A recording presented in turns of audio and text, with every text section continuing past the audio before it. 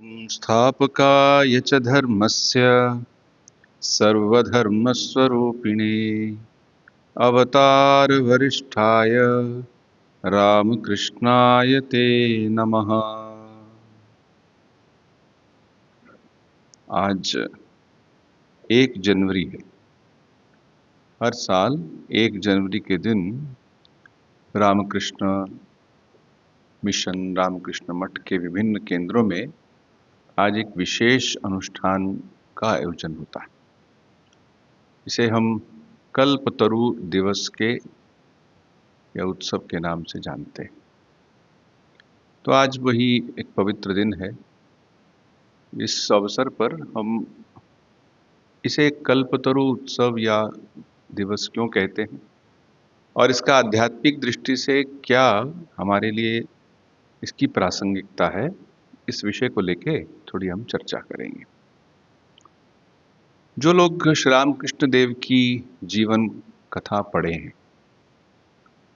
वो जानते हैं कि जीवन के अंतिम कुछ वर्षों में जब वो स्वस्थ नहीं थे तो पहले दक्षिणेश्वर में रहते थे।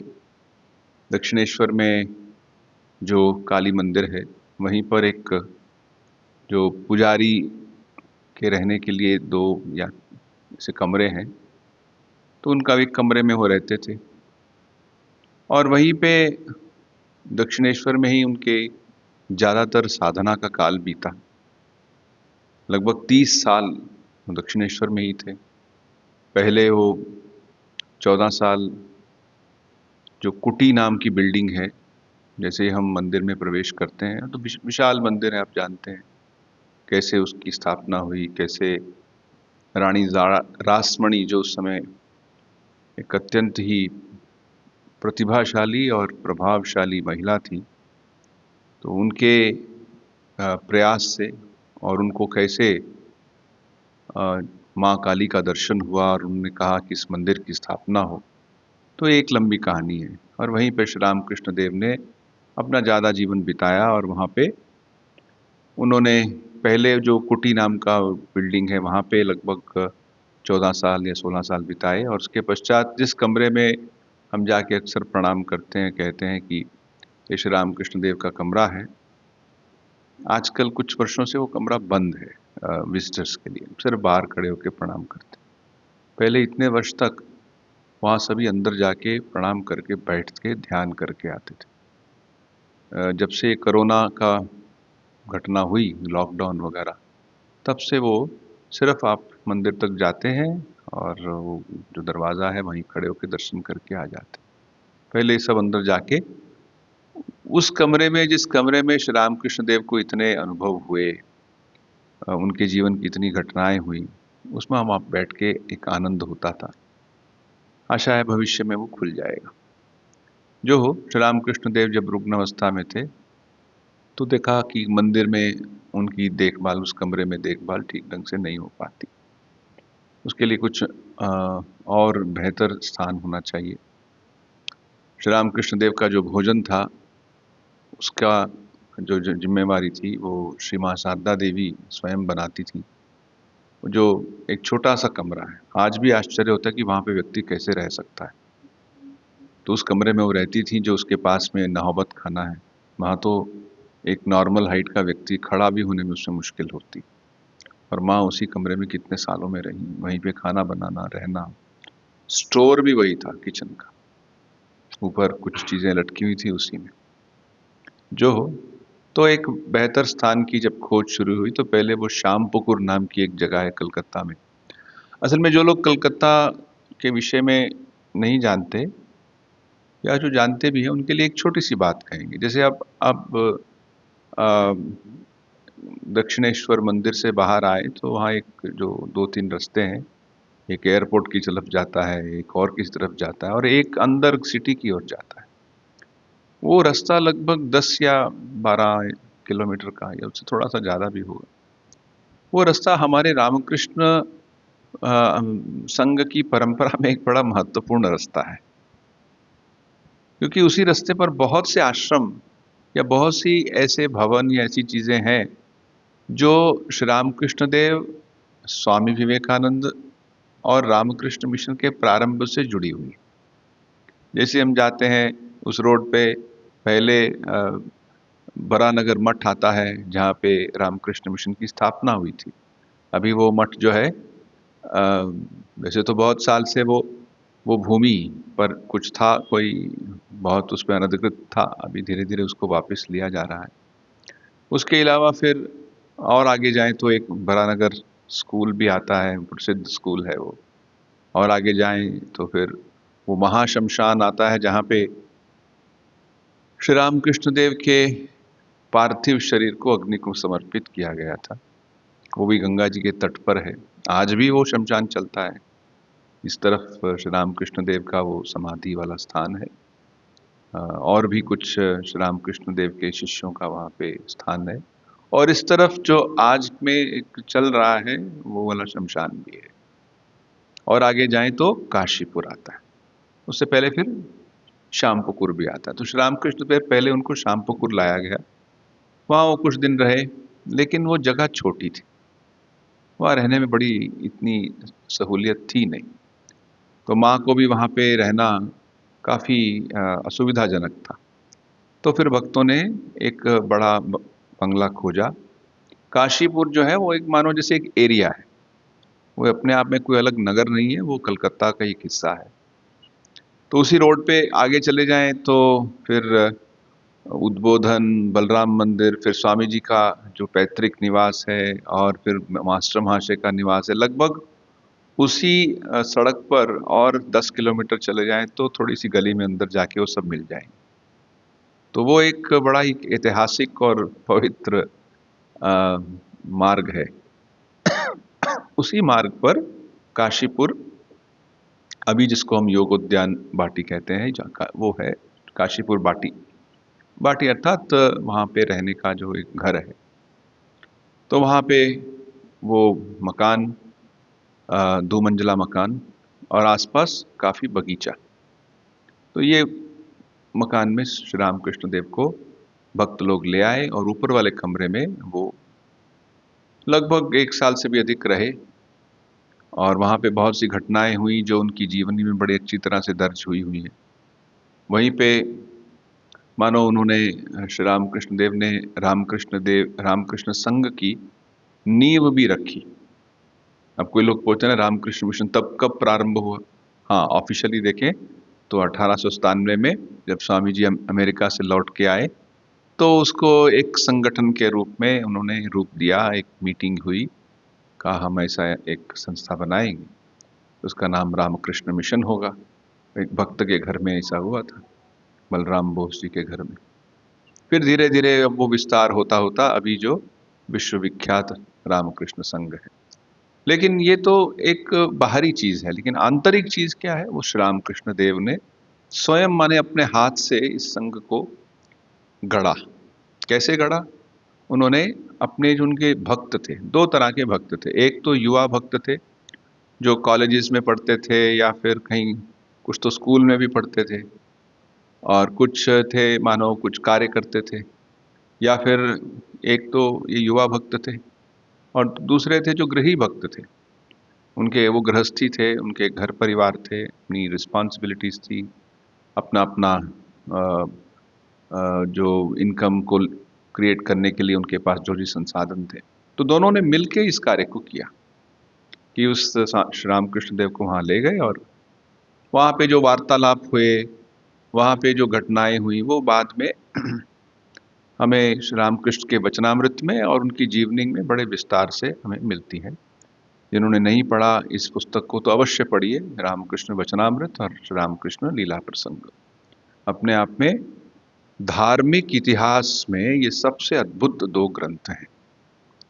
ये ऐसे ग्रंथ हैं जिनकी प्रामाणिकता बाकी ग्रंथों, इस तरह के जो ग्रंथ लिखे गए हैं उनमें बहुत ही अधिक है। कुछ लोग तो कहते हैं सबसे प्रामाणिक जो इस प्रकार का कोई ग्रंथ लिखा गया है वो श्री रामकृष्ण वचनामृत और लीला प्रसंग है। जो हम आज कल्पतरु के विषय में चर्चा कर रहे हैं, उसके ऊपर चिंतन कर रहे हैं।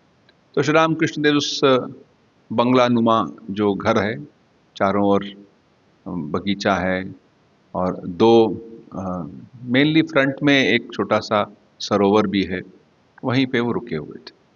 ऊपर वाले कमरे में रहते थे, बहुत रुग्ण हो गए थे। उनकी सेवा में सभी जो युवा भक्त थे वो अपनी अपनी पारी लेके उनकी सेवा करते थे, अपनी टर्न लेके। कोई भी उनको मानो छोड़ता नहीं था, 24 घंटे में सब समय कोई ना कोई साथ रहता था। और उसी समय श्री रामकृष्ण ने अपने अद्भुत चरित्र और अद्भुत लीलाओं का बहुत सा मानो हमें अवगत कराया कि कैसी उनकी अद्भुत लीला थी, कैसे उन्होंने जो उनका मानो इस संसार में आना हुआ। अब आना हुआ तो हम उसको अवतरण भी कहते हैं, किसी का ऊपर से नीचे आना इसको अवतरण भी कहते हैं। तो अवतरण को लेके हमारे एक स्वामी जी इस प्रकार कहते थे, यदि मानो भगवान एक ऊपर चल रहे थे तो नीचे जीव बैठा है और जीव कह रहा है, हे प्रभु मेरी सहायता कीजिए। तो भगवान कहते हैं ठीक है, देखो ये साधनाएं हैं, ये साधना रूपी सीढ़ी है, इसके ऊपर चढ़ो और आ जाओ, मेरे तक पहुंच जाओ। अब जीव अपने आप से करता है प्रयास, फिर कहता है अरे ये तो मेरे लिए मुश्किल है। फिर भगवान से प्रार्थना करता है, तो प्रभु मैं तो नहीं चढ़ पा रहा, आप ही सहायता कीजिए। तो बोलते ठीक है, मैं ही ऊपर से नीचे आ जाता हूँ। ये ऊपर से नीचे आना ही अवतार कहा जाता है। संस्कृत में सीढ़ी को अवतरणिका भी कहते हैं। तो ये अवतार, ऊपर से नीचे आना, अर्थात ईश्वर का ऊपर से जीव कल्याण के लिए, धर्म स्थापना के लिए पुनः पुनः इस संसार में आना, ये अपने आप में बड़ी अद्भुत बात है। ये सिर्फ सनातन धर्म की परंपरा में ही है। यद्यपि दो प्रमुख धर्मों में भी इस प्रकार की कुछ बात है, लेकिन उनका जो इसको समझने कहने का तरीका है या फिर वो बड़ा अलग है। यहाँ पे क्या है कि भगवान स्वयं आए। भगवान स्वयं मानो उन्होंने ऐसा सोचा कि जीव के कल्याण के लिए हम आए। तो वैसे तो हम जानते हैं राम, भगवान राम, अब कानपुर से अयोध्या ज़्यादा दूर नहीं है, तो हम इसीलिए हर रोज़ शाम को हम भगवान राम के की जय भी बोलते हैं यहाँ पे। और ऐसे ही इधर चले जाएं तो भगवान कृष्ण, वो भी बहुत नज़दीक है। जो वृंदावन है, यहाँ से अगर आपकी अच्छी गाड़ी है तो आप यमुना एक्सप्रेस से जाइए, 5-6 घंटे में पहुँच जाएंगे। तो हम राम और कृष्ण दोनों के बीच में बैठे, ये हमारे लिए एक बड़ा सौभाग्य का विषय है कि हम यहाँ इन दो पवित्र जन्मभूमियों के बीच में हैं। अच्छा, हमारे श्रीमद् भागवत में ऐसा वर्णन आता है कि जो भगवान का अवतार है, एक तो हम दशावतारों की बात करते हैं, चाहे आरंभ से शुरू करें, चाहे वो कूर्म अवतार हैं या फिर कच्छप अवतार हैं जिसको हम कहते हैं, या फिर मीन या मछली के रूप में अवतार लेते हैं, नरसिम्हा के रूप में अवतार लेते हैं, वामन देव के रूप में अवतार लेते हैं, राम और कृष्ण इनके रूप में अवतार लेते हैं। साथ ही साथ ये भी कहा है कि भगवान के और भी अवतार होते हैं। अब कुछ अवतार हम कह सकते हैं गुप्ता अवतार, वो ज़्यादा प्रकाशित नहीं है। तो जो भी एक श्रीमद् भगवत गीता में आता है कि जहाँ जहाँ भी आप एक अद्भुत प्रकाश, अद्भुत आध्यात्मिकता और इन चीज़ों का आप देखते हैं, वो ईश्वर का ही एक विशेष प्रकाश। हमें लगता है कि हम अपने जीवन में ऐसे कैसे कर सकते हैं, सोच सकते हैं। तो श्री रामकृष्ण देव का जन्म भी बड़ा ही अद्भुत रहा है। कैसे उनके दोनों माता पिताओं को अलग अलग रूप से आध्यात्मिक अनुभव हुए और तब इनका जन्म हुआ, ये अपने आप में बड़ी अद्भुत घटना है। और जिस समय जन्म हुआ 1836 में, उस समय की स्थितियां ऐसी थी कि वो उनका आना सच में ही बाद में पता चला कि एक कोई दैवी घटना थी। जो हो, तो श्री रामकृष्ण देव काशीपुर में रह रहे थे ऊपर वाले कमरे में। तो एक दिन अर्थात 1 जनवरी को 1886 में वो शाम के समय नीचे आए। असल में वो बड़ा अपेक्षित नहीं था कि वो आएंगे। क्यों? क्योंकि उनकी तबीयत ठीक नहीं थी और वो ऊपर थे। तो कुछ भक्त थे, उनमें से कुछ प्रसिद्ध, कलकत्ता के कुछ प्रसिद्ध लोग भी थे। जैसे गिरीश चंद्र घोष थे, वो अत्यंत ही प्रसिद्ध नाट्यकार थे, लिखते थे, कवि थे। उनकी जो बंगाली लिटरेचर में एक बहुत बड़ा स्थान है। वो श्री रामकृष्ण देव के भक्त थे, वो भी वहाँ पे थे और भी बहुत से लोग थे। तो जो घटना हुई थी, उस घटना के बारे में हम इस पुस्तक से पढ़ते हैं और थोड़ा-सा उसको समझने का प्रयास करते हैं। घटना इस प्रकार से हुई कि ये मैं जो मेरे सामने जो पुस्तक है, ये है श्री रामकृष्ण देव की जीवनी स्वामी निखिलानंद जी द्वारा लिखित। स्वामी निखिलानंद जी रामकृष्ण मिशन के एक बड़े ही प्रतिभाशाली स्वामी जी थे, जो लगभग 30 साल से भी अधिक या 40 साल अमेरिका में रहे, न्यूयॉर्क में। उन्होंने श्री रामकृष्ण देव, माँ शारदा और स्वामी विवेकानंद के जीवनी को बड़ा ही प्रामाणिक रूप से लिखा अंग्रेजी में, उसी का ये अनुवाद है। तो उससे हम कुछ पढ़ते हैं। अब हम ठाकुर की असाधारण आध्यात्मिक शक्ति और अपने भक्तों के प्रति उनके अद्भुत प्रेम को दर्शाने वाली एक अत्यंत महत्वपूर्ण घटना का वर्णन करेंगे। 1 जनवरी 1886 का दिन था। ठाकुर खुद को काफी स्वस्थ महसूस कर रहे थे। आप जानते हैं, श्री रामकृष्ण देव को हम अक्सर हमारी परंपरा में श्री श्री ठाकुर या ठाकुर के रूप में भी उनको बुलाते हैं। दोपहर के 3 बजे उन्होंने बगीचे में टहलने की इच्छा व्यक्त की। छुट्टी का दिन होने के कारण लगभग 30 गृहस्थ शिष्य वहां थे, जिनमें से तो कुछ तो हाल में थे, अर्थात एक नीचे हॉल था, ऊपर श्री रामकृष्ण देव रहते थे, और अन्य पेड़ों के नीचे बैठे थे। जब श्री ठाकुर नीचे आए तो हॉल में उपस्थित भक्तों ने उन्हें प्रणाम किया। ऊपर से नीचे आने के लिए एक लकड़ी की सीढ़ी थी, वो सीढ़ी अभी भी है, और उस सीढ़ी की महत्ता ये है कि एक बार श्री श्री माँ ऊपर चढ़ने के समय गिर पड़ी थी, तो वो सीढ़ी को फिर नीचे रहना पड़ा, फिर वहीं से सब कुछ लेके ऊपर जाना पड़ता था। तो वो सीढ़ी से नीचे आए तो कुछ भक्तों ने प्रणाम किया। जब ठाकुर प्रवेश द्वार की ओर धीरे धीरे बढ़ने लगे तो वे लोग कुछ दूरी तक उनके पीछे पीछे चलने लगे। गिरीश अर्थात गिरीश चंद्र घोष, रामदत्त, अतुल और कुछ अन्य लोग एक पेड़ के नीचे बातचीत कर रहे थे। उन लोगों ने आकर ठाकुर को प्रणाम किया। सहसा ठाकुर ने गिरीश से कहा, गिरीश, तुम सभी लोगों से मेरे अवतार होने के बारे में इतनी बातें कहते फिरते हो, तुमने मुझ में क्या देखा और क्या समझा है? अच्छा, क्या हुआ था कि गिरीश चंद्र जो घोष थे, वो अलग अलग पत्रिकाओं में इसके बारे में लिखते थे कि श्री रामकृष्ण देव कोई बड़े ही असाधारण व्यक्तित्व वाले हैं। वो तो उनकी जीवनी, उनके उपदेश, उनके व्यक्तित्व को देखें, उनकी समाधि के अनुभवों को देख के लगता है वो कोई साधारण इवन संत भी नहीं है, वो तो अवतार है, ऐसा उनके वो विभिन्न उसमें लिखते थे। तो श्री रामकृष्ण देव ने मानो एक तंज कसते हुए कहा, तुमने मुझे क्या देखा है और क्या समझा है मुझ में, ये सब लिख फिर रहे हो। तो इसका उत्तर देते हुए श्री गिरीश तनिक भी विचलित न होकर ठाकुर के श्री चरणों में घुटने टेककर ऊपर मुख करके हाथ जोड़कर गदगद स्वर में बोलने लगे। कहने लगे, व्यास और वाल्मीकि भी जिनकी महिमा नहीं गा सके, उनके संबंध में मेरा जैसा क्षुद्र व्यक्ति क्या कह सकता है।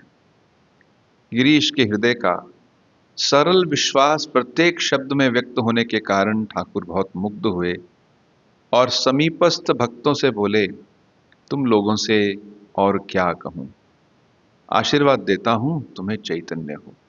इतना कहकर वे भावाविष्ट हो गए। भक्तों ने इस गंभीर वाणी को सुना और आनंद से उन्मत्त हो गए। वे लोग भाव विवल होकर श्री ठाकुर के चरण धूलि लेने के लिए आगे बढ़े। सबने एक एक करके उन्हें प्रणाम किया। इस प्रकार प्रणाम करते समय ठाकुर के करुणा सिंधु ने आज वेला भूमि का अतिक्रमण किया और इस प्रकार एक अद्भुत अदृष्टपूर्व घटना घटित हुई। अर्धबाह्य दिशा में वे समवेत प्रत्येक भक्त को स्पर्श करने लगे। कहना न होगा, उनकी इस अपूर्व कृपा से भक्तों में आनंद की सीमा न रही। कुछ भक्त हंसने लगे, कुछ रोने लगे, कुछ बैठकर ध्यान करने लगे और कोई कोई दूसरे भक्तों से आकर ठाकुर का आशीर्वाद प्राप्त करने के लिए उन्हें चिल्लाकर पुकारने लगे। नरेंद्र और कुछ अन्य युवक भक्त उस समय सो रहे थे। जो उनकी सेवा कर रहे थे वो सो रहे थे, क्योंकि उन लोगों ने पूर्ववर्ती रात का अधिकांश भाग ठाकुर की सेवा और साधन भजन में बिताया था। लाटू और शरत इस अवसर का उपयोग ठाकुर के कमरे में सफाई करने और उनके बिस्तर को धूप दिखाने में कर रहे थे। इन लोगों ने छत से ये दृश्य देखा, पर वे अपने काम में ही लगे रहे। क्रमशः श्री रामकृष्ण सहज अवस्था में आए और अपने कमरे में आकर बैठ गए। शांत होने पर भक्तों को ज्ञात हुआ कि आज श्री रामकृष्ण देव ने बिना भेदभाव के सभी भक्तों पर कृपा वर्षा की है। ये जो बात है कि वो उन्होंने सभी को आशीर्वाद दिया, इसी को हम कल्पतरु कहते हैं। आप जानते हैं कि हमारे पुराण परंपरा में कल्प वृक्ष की बात आती। वृक्ष कोई और एक नाम तरु है। तो कल्प वृक्ष वो है जिसके नीचे बैठ के अगर कोई भी व्यक्ति कुछ प्रार्थना या सोचता ही है तो तनिक भर में वो अपने आप में हो जाती। तो श्री रामकृष्ण देव इसके बारे में एक सुंदर बात भी कहते हैं, उसको हम बाद में बताएंगे। इस प्रकार पर भक्तों के अनुभवों के बारे में पूछने पर कुछ लोगों ने कहा कि उन्हें एक प्रकार के आनंददायक नशे का अनुभव हुआ। कुछ ने कहा कि उन्हें पहले की अपेक्षा अपने इष्ट देव का स्पष्टतर दर्शन हुआ था। तो कुछ ने ज्योति दर्शन के लिए कि होने की बात बताई। पर इस बात में सभी एक मत थे कि उन्हें दिव्य आनंद का अनुभव हुआ, और सबको ज्ञात भी था कि यह सब ठाकुर की कृपा से ही हुआ। जो व्यक्ति आज उनकी कृपा प्राप्त धन्य हुए, उनमें हारण चंद्र दास नाम विशेष रूप से उल्लेखनीय है, क्योंकि हारण के प्रणाम करते ही ठाकुर ने भावावेश में उसके सिर पर अपना चरण स्थापित किया था। केवल 2 व्यक्तियों ने ठाकुर का आशीर्वाद नहीं पाया था। बाद में ठाकुर ने इन पे भी कृपा की थी। ठाकुर के भतीजे रामलाल चट्टोपाध्याय उस दिन वहां उपस्थित थे और उनकी कृपा प्राप्त करने के वे भी धन्य हुए। पूछने पर उन्होंने हमें बतलाया, मतलब स्वामी निखिलानंद जी को बतलाया, कि इससे पहले मैं इष्ट मूर्ति का ध्यान करते समय उनके श्री अंग का कुछ अंश मात्र ही अपने मानस नेत्रों से देख पाता था।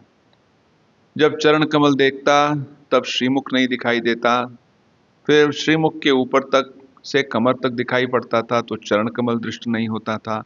इस प्रकार मैं जो कुछ देखता था वह सजीव प्रतीत नहीं होता था। आज ठाकुर के स्पर्श से सर्वांग पूर्ण इष्ट मूर्ति मेरे हृदय कमल में एकाएक आविर्भूत होकर हिलते डोलते झलमलाने लगी। उस दिन वैकुंठ नाथ भी वहां उपस्थित थे। ठाकुर के 2-3 भक्तों को दिव्य शक्ति पूत स्पर्श से कृतार्थ करते देख उनके सामने उपस्थित होकर भक्ति के साथ प्रणाम करते हुए बोले, महाराज मेरे ऊपर कृपा कीजिए। ठाकुर ने कहा, तेरा तो सब कुछ हो गया। ठाकुर ने कहा, जब आप कहते हैं सो हो गया तो निश्चय हो जाएगा, परंतु मैं उसे थोड़ा बहुत समझ सकूं वैसा कर दीजिए। ठाकुर ने इस पर अच्छा कहकर क्षण भर के लिए उनकी छाती का स्पर्श किया। उसके प्रभाव से वैकुंठ के हृदय में एक अपूर्व भावांतर उपस्थित हुआ। आकाश, मकान, पेड़ पौधे, मनुष्य आदि जिधर भी जो कुछ दिखाई पड़ता था, सभी के भीतर वे ठाकुर की प्रसन्न हास्य दीप्त उज्ज्वल मूर्ति देखने लगे। प्रबल आनंद में से वे एकदम विभोर उठे और छत पर थे तो उन्हें देखकर कौन कहाँ है, अभी चले आओ कहकर चिल्लाते हुए पुकारने लगे। सभी पदार्थों के बीच श्री रामकृष्ण देव का पुण्य दर्शन प्राप्त कर वे मुग्ध और आनंदित होने लगे, पर इसके कारण आवश्यक कार्यों में एकाग्र न होने के कारण उन्हें शीघ्र ही असुविधा होने लगी। तब उन्होंने ठाकुर से इस भाव का उपशम करने की प्रार्थना की। इसके बाद ही वह दर्शन और भाव लुप्त हो गया। फिर भी दिन में जब जब ठाकुर के दिव्य भावोज्वल प्रसन्न मूर्ति का दर्शन लाभ कर आनंद से वैकुंठ वो स्तभित हो जाते हैं। कहा जाता है कि लोगों को स्पर्श करके उनके पापों को अपने ऊपर लेने के कारण ही ठाकुर के सारे शरीर में तीव्र जलन का अनुभव हुआ था। और उन्होंने अपने शरीर के ऊपर गंगा जल छिड़कने को कहा था। इससे उन्हें थोड़ी राहत मिली थी। इस समय और जो युवा भक्त थे वह उपस्थित नहीं थे। जो भविष्य में सन्यासी हुए थे वो उस समय उपस्थित नहीं थे। ये सिर्फ बाकी लोग जो मानो श्री रामकृष्ण देव के भक्त थे,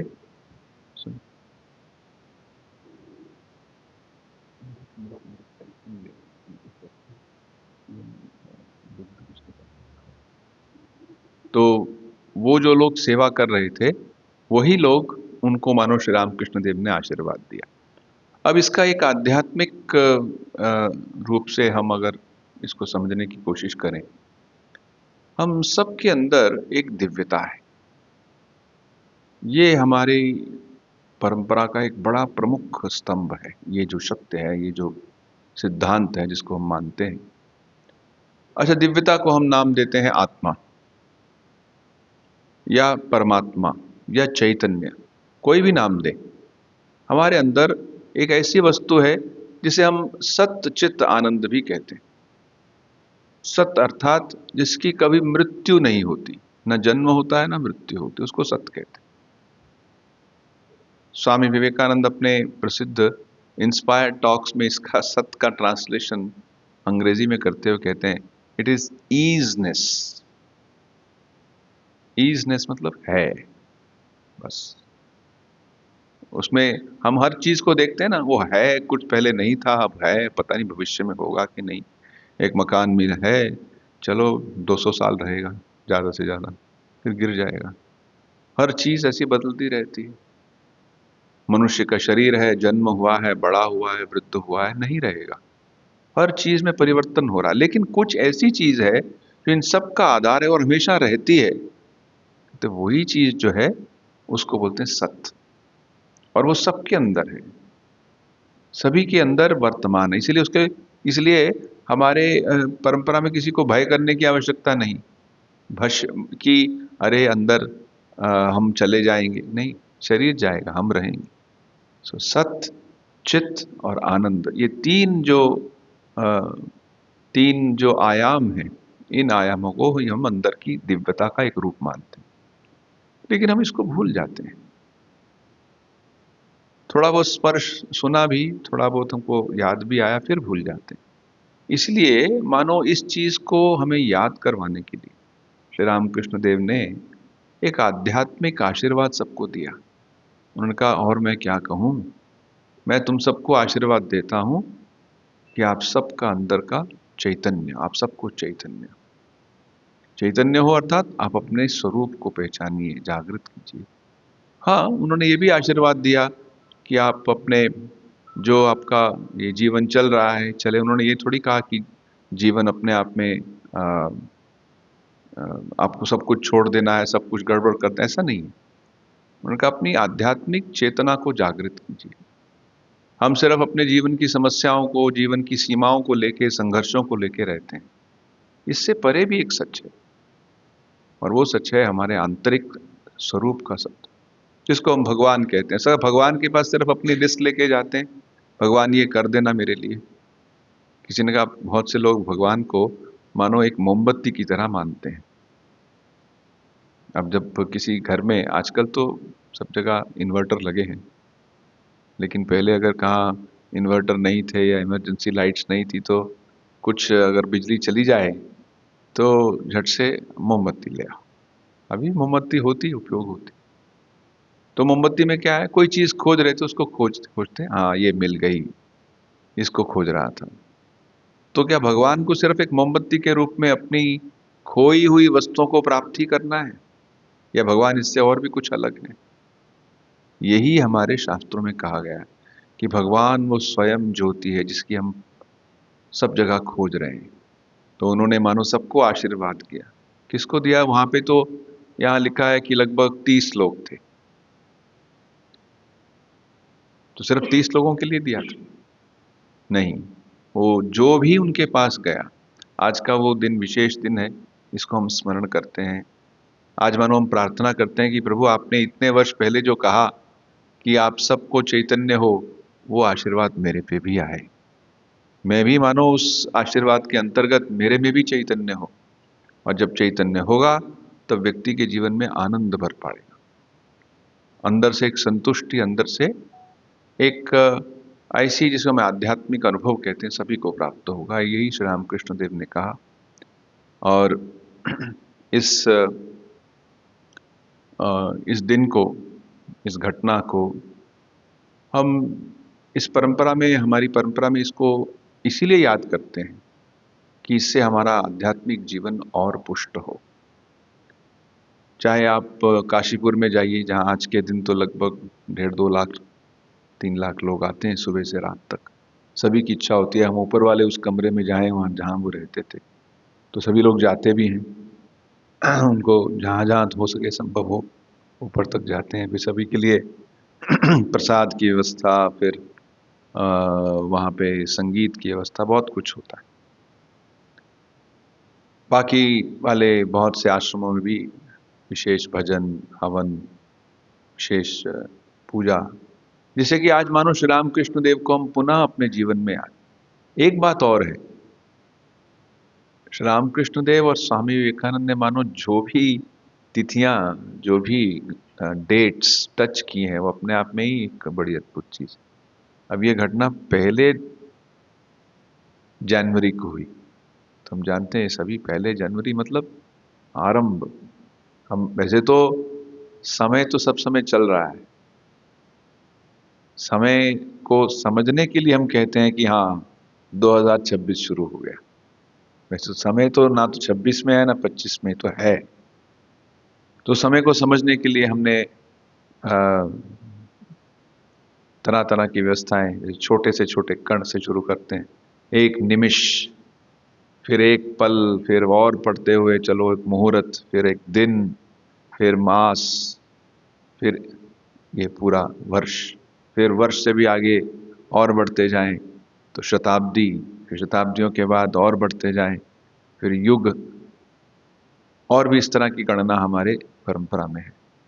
तो जो हो, हम इस समय को, आज के इस समय को, इसका हम सदुपयोग कर पाएं, इसका आध्यात्मिक जीवन में हम इसको और आगे बढ़ा सकें।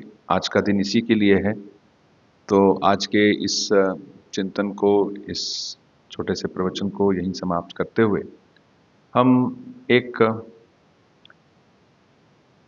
छोटे से भजन को सुन के इसको समाप्त करेंगे।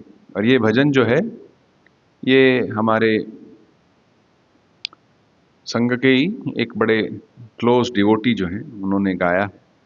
उस भजन को हम सुनते हैं। मैं इसको ऑन करता हूं और इस माइक से हम इसको सुनेंगे, आप भी साथ में गा सकते हैं। उनका नाम है श्री दत्तात्रेय वेलंकर। वो यहाँ भी आएंगे अगले 21 तारीख को हमारे आश्रम में, 21 जनवरी में एक भजन संध्या होगी। तो यही सज्जन, यही भक्त उसको गाएंगे। आइए इस भजन को सुन के आज के इस प्रवचन को हम समाप्त करेंगे। और साथ में इसमें जो भजन को आप भी साथ में गा सकते हैं।